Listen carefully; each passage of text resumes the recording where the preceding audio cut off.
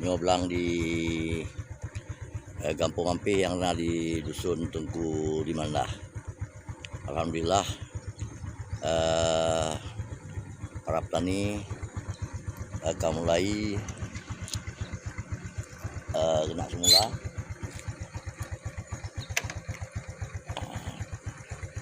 Ini akibat daripada naujin pada malam yang kau ikut.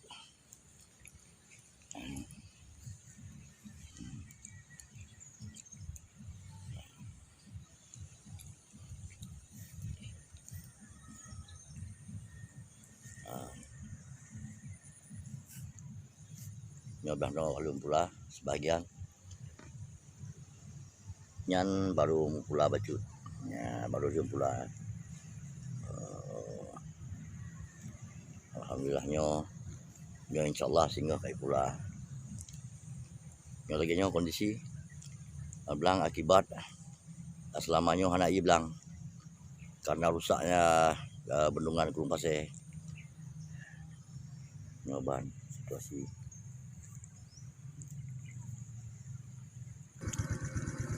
Namban Kapadi di kawasan Kampung Ampe, Kecamatan Tengah Luas.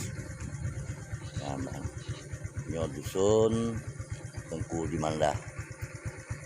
Nyoban kablang. Nyoblah reno ulun jauh blang. Blah reno awak cok gas. Blah reno ladang padi. Blah reno ladang gas. Bang. Jadi nyoban ke situasi ji.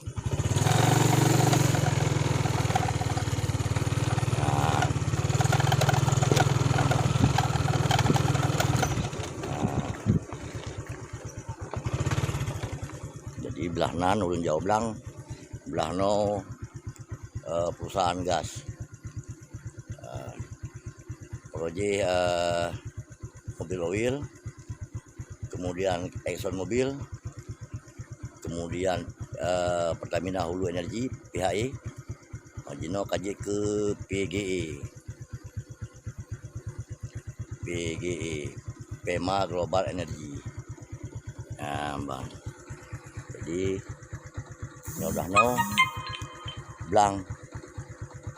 Jadi Pema Global Energy posisi di dalam kampung nak sampai dalam Kampung Ampe.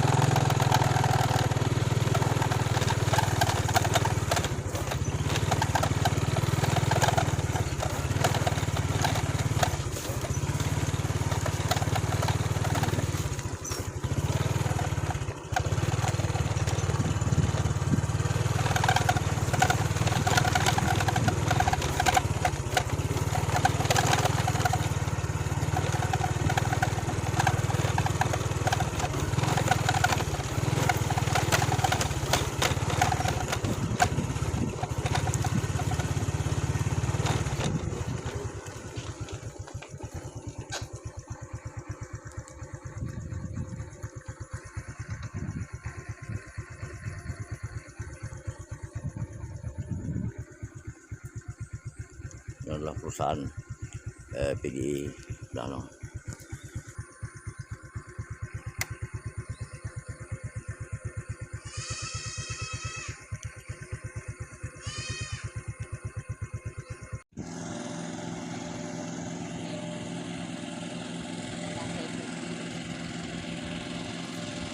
Nyo naik put kalau sampai bije.